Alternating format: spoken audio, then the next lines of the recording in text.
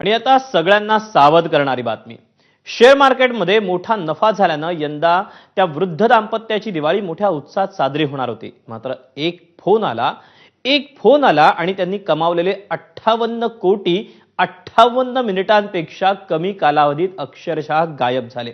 असं नेमकं काय घडलं, ते फोन करणारे कोण होते, तुम्हा आम्हाला असे देखील फोन येऊ शकतात का, याचाच आढावा घेणारा हा पुढचा स्पेशल रिपोर्ट। 1 2 3 4 5 6 आणि 7 58 कोटी।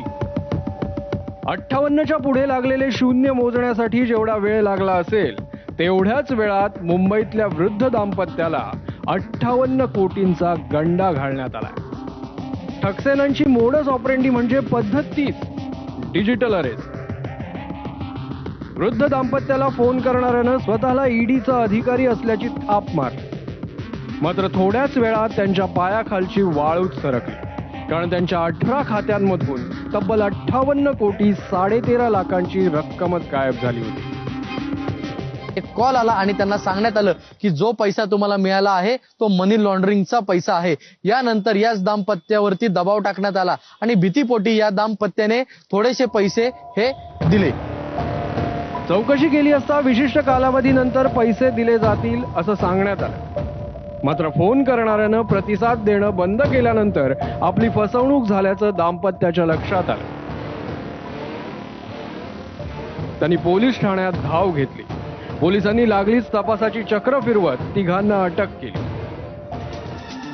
या घटनेनंतर पोलिसांकडून खबरदारीचं आवाहन करण्यात आलं। डिजिटल अरेस्ट नावाचा कोणताही प्रकार अस्तित्वातच नाही। कुणीही अशा प्रकारे तुम्हाला अटक करू शकत नाही, असा कोणताही तपास यंत्रणेकडून बोलल्याचं सांगितल्यास संबंधित विभागात जाऊन खात्री करा। पोलिसांची मदत घ्या। अनोळखी कॉलवर विश्वास ठेवू नका। सरकारी यंत्रणा फोनवर पैसे मागत नाही। कोणत्याही लिंकवर क्लिक करू नका। खातं तपशील देऊ नका। Police station, cyber crime helpline 1930 वर लगेच तक्रार करा। तेव्हा सावध राहा, नाहीतर एक फोन कॉल तुम्हाला क्षणार्धात कंगाल करू शकतो। सूरज सावंत, एबीपी माझा, मुंबई। आणि या बातम्यांसोबत स्पेशल रिपोर्टमध्ये वेळ झाली इथेच थांबायची।